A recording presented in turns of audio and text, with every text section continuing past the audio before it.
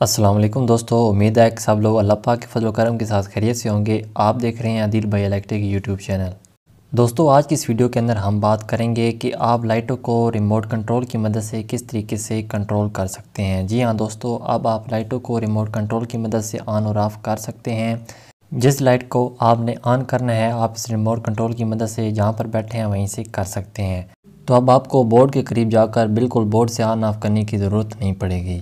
तो दोस्तों, इस वीडियो के अंदर मैं आपको इसके कनेक्शन का मुकम्मल तरीक़ाकार बताऊंगा कि आपने इस डिवाइस को बोर्ड के अंदर किस तरीके से लगाना है। इसके कनेक्शन का तरीक़ाकार इतना आसान है कि आप ख़ुद इस डिवाइस को बोर्ड के अंदर लगा सकते हैं। तो वीडियो को मुकम्मल आपने ज़रूर देखना है ताकि आपको इसके कनेक्शन का तरीक़ाकार अच्छे तरीके से समझ आ सकें। तो चलिए वीडियो को शुरू करते हैं।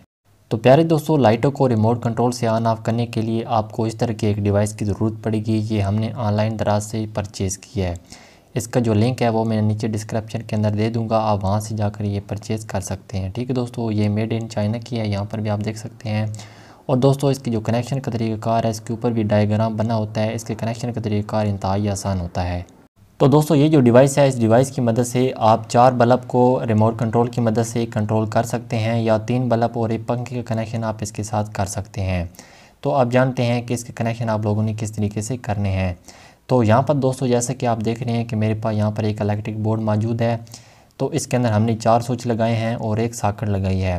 यहाँ पर हम 4 जो बल्ब हैं वो इसकी मदद से कंट्रोल करेंगे। ठीक है दोस्तों, तो यहाँ पर दोस्तों जैसे कि आप यहाँ पर देख सकते हैं कि एक जो वायर है हमने सभी स्विच की एक एक पॉइंट के अंदर से गुजारकर सॉकेट के अंदर लगा दिया है। और यहाँ पर दोस्तों हमने 4 अदर होल्डर भी लिए हैं। तो यहाँ पर आप देख सकते हैं कि 2 वायर हमने होल्डर के अंदर पहले ही लगा दिए हैं ताकि हमारी जो टाइम है वो ज़ाया ना हो। तो इस तरीके से दोस्तों यहाँ पर एक ब्लैक वायर है, एक रेड वायर है। तो यहाँ पर दोस्तों चारों होल्डर की जो एक एक वायर होगी उनको हमने आप स्विच के अंदर लगाना है। तो सबसे पहले एक स्विच के अंदर हमने होल्डर की एक वायर को लगा देना है। तो यहाँ पर दोस्तों एक होल्डर की वायर को हमने स्विच के एक पॉइंट के अंदर यहाँ पे लगा देना है। यहाँ पर मैं एक वायर को लगा देता हूँ, बाकी सभी होल्डर की जो वायर होगी उनको हमने इसी तरतीब से बोर्ड के अंदर लगा देना है। तो यहाँ पर दोस्तों आप देख सकते हैं कि एक जो वायर है वो हमने यहाँ पे लगा दी है। अब इस तरीके से दोस्तों बाकी होल्डर की एक एक रेड वायर जो होगी उनको भी हमने बारी बारी स्विच के एक एक पॉइंट के अंदर लगाते जाना है।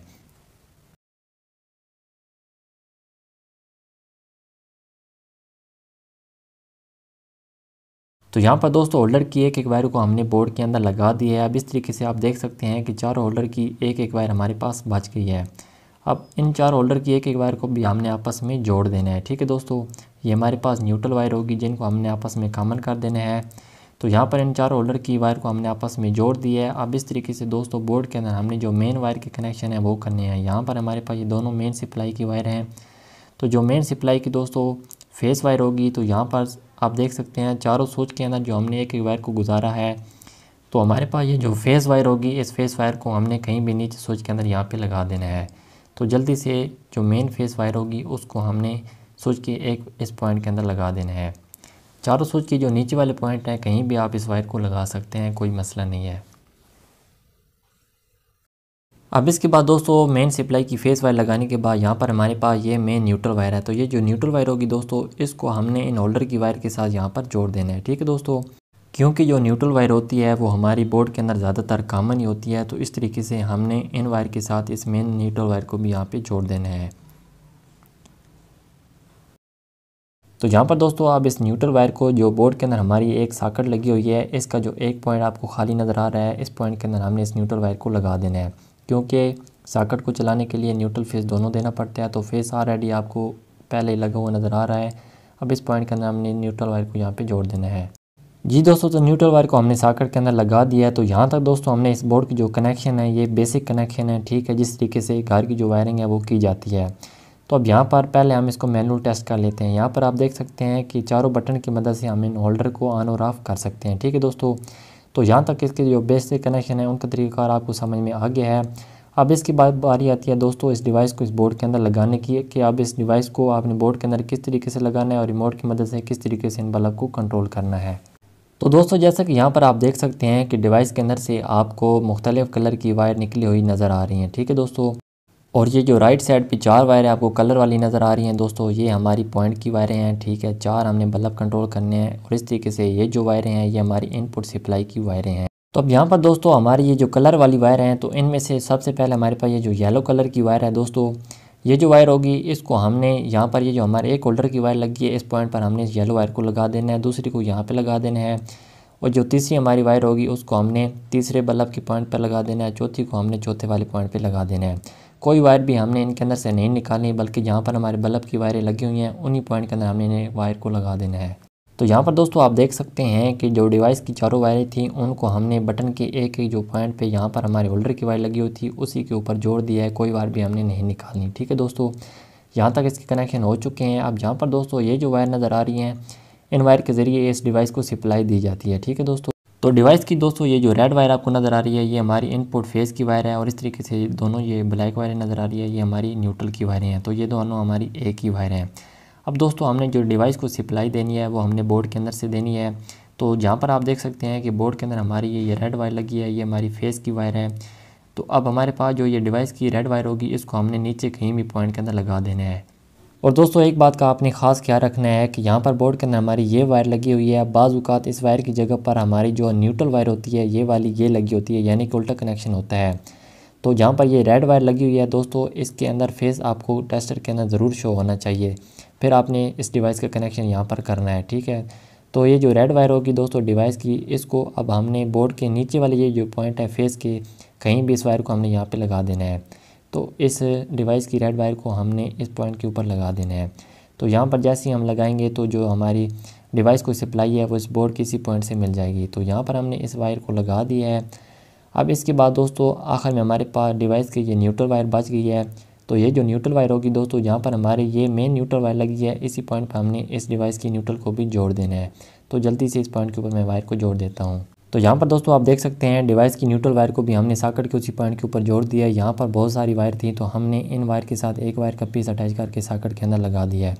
तो इस तरीके से दोस्तों सभी कनेक्शन हमने बिल्कुल बेहतरीन तरीके से मुकम्मल कर लिए हैं।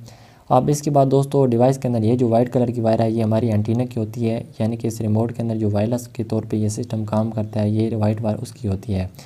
तो अब दोस्तों इस रिमोट के अंदर एक सेल होता है, तो यहाँ पर मैं आपको सेल की जो रेटिंग है वो भी चेक करा सकता हूँ। यहाँ पर ये 12 वोल्ट 23 एम्पेयर का इसकी जो बैटरी होती है ये रिमोट के अंदर डाली जाती है। तो अब इस सेल को दोस्तों हमने रिमोट के अंदर डाल देना है, फिर इसकी मदद से अब जो हमने सारे कनेक्शन किए हैं उसकी टेस्टिंग करनी है। तो यहाँ पर हमने इसकी सेल को इसके रिमोट वाली जगह पर डाल दिया है। तो चलिए अब इनको सीधा करके इसकी टेस्टिंग करा के आपको चेक कराता हूँ। तो यहाँ पर दोस्तों अब आप देख सकते हैं बोर्ड के ऊपर हमारे जो चारों स्विच हैं फ़िलहाल ये ऑफ पोजीशन पे हैं। अब बल्ब को हम रिमोट से ऑन करेंगे। यहाँ पर आप देख सकते हैं रिमोट से हमने एक बटन को दबाया तो हमारा एक बल्ब ऑन हो चुका है, इस तरीके से दूसरे भी ऑन हो चुका है, इस तरीके से तीसरे भी ऑन हो चुका है और इसी तरीके से चौथा भी ऑन हो चुका है। अब यहाँ पर दोस्तों इन जिस बल्ब को अपनी मर्ज़ी से ऑफ़ करना है वो यहाँ से ऑफ भी हो सकता है। ठीक है दोस्तों, इस तरीके से जिस बल्ब को आपने चाहे मर्ज़ी से ऑन और ऑफ यहाँ से इजीली कर सकते हैं। अब मिसाल के तौर पर दोस्तों आप चाहते हैं कि चारों बल्ब को इकट्ठा आपने ऑन करना है, तो रिमोट के ऊपर ये ऑन वाला बटन है, इसकी मदद से इकट्ठा ऑन भी कर सकते हैं और इस तरीके से ऑफ़ वाले बटन से चारों को इकट्ठा ऑफ भी कर सकते हैं। अब मिसाल के तौर पर दोस्तों बात करेंगे कि बाय डिफ़ॉल्ट अगर आपको ये रिमोट किसी वजह से ख़राब हो जाता है, इसके अंदर जो सेल है वो ख़त्म हो जाते हैं, तो क्या जो आपके ये सारे बल्ब हैं ये बोर्ड की मदद से भी ऑन ऑफ होंगे? तो बिल्कुल दोस्तों बेहतरीन तरीके से ऑन होंगे। आपने बिल्कुल परेशान नहीं होना कि अगर आपका ये जो रिमोट है ये ख़राब होता है तो क्या आपके बल्ब बोर्ड की मदद से भी ऑन होंगे? तो दोस्तों बिल्कुल बेहतरीन तरीके से ऑन होंगे। रिमोट के बगैर भी सारे बल्ब आप अपनी मर्ज़ी से ऑन और ऑफ़ कर सकते हैं। तो अब दोस्तों बात करते हैं कि इस रिमोट कंट्रोल की जो रेंज है वो कितनी है दोस्तों। तो इस रिमोट कंट्रोल की जो रेंज है वो 30 मीटर है। ये जो इसके साथ डिवाइस मौजूद है दोस्तों इसके ऊपर भी इसकी जो डिस्टेंस है यानी इसका जो फासला है वो लिखा हुआ है। तो यहाँ पर मैं आपको चेक कराता हूँ। तो यहाँ पर दोस्तों आप देख सकते हैं कि रिमोट कंट्रोल डिस्टेंस वो 30 मीटर है, यानी 30 मीटर के अंदर अंदर ये बिल्कुल बेहतरीन तरीके से डिटेक्ट करके आपके जो बल्ब होंगे वो उनको ऑन और ऑफ़ कर सकता है। तो दोस्तों इस तरीके से इस डिवाइस को आप अपने घर के किसी भी इलेक्ट्रिक बोर्ड के अंदर लगाकर अपनी मर्ज़ी से जहाँ पर चाहें बैठे अपने बल्ब को ऑन और ऑफ़ कर सकते हैं। तो दोस्तों उम्मीद है कि आज की इस वीडियो के अंदर आपको इस डिवाइस के कनेक्शन करने का तरीका समझ में आ गया होगा। अगर दोस्तों ये वीडियो अच्छी लगी तो वीडियो को लाइक ज़रूर कर दें, चैनल को सब्सक्राइब करके साथ घंटी को भी दबा दें।